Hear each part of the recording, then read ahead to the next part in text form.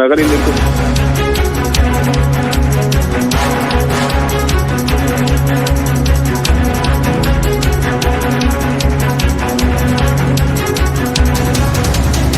தற்போதைய அண்மை செய்தியை பார்த்துக் கொண்டிருக்கிறோம். திமுக எம்பி கனிமொழி குறித்த பேச்சு விவகாரத்தில் எச் ராஜா குற்றவாளி என சென்னை உயர்நீதிமன்றம் தீர்ப்பளித்திருக்கிறது.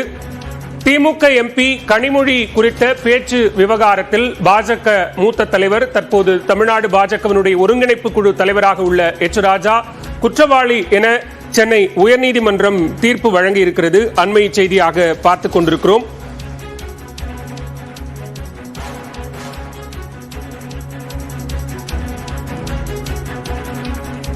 திமுக எம்பி கனிமொழி குறித்த பேச்சு விவகாரத்தில் பாஜக மூத்த தலைவர் எச் ராஜா குற்றவாளி என சென்னை உயர்நீதிமன்றம் தீர்ப்பு வழங்கி இருக்கிறது. அண்மை செய்தியாக பார்க்கிறோம்.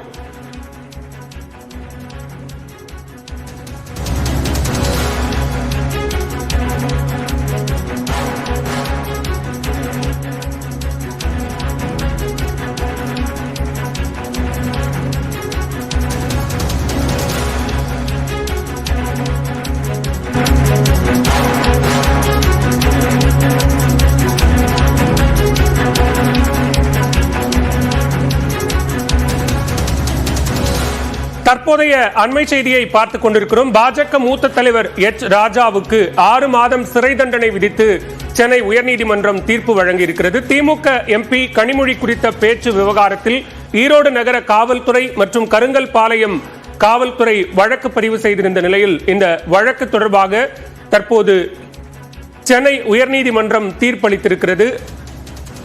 விமர்சித்து போடப்பட்ட 2 பதிவுகளும் எச் ராஜாவின் சமூக வலைதள கணக்குகளிலிருந்து அனுப்பப்பட்டது என்பதை உறுதி செய்திருக்கக்கூடிய நிலையில் 2 வெவ்வேறு வழக்குகளிலும் தற்போது 6 மாத காலம் தனித்தனியாக சிறை தண்டனை விதித்து சென்னை உயர்நீதிமன்றம் தீர்ப்பு வழங்கியிருக்கிறது.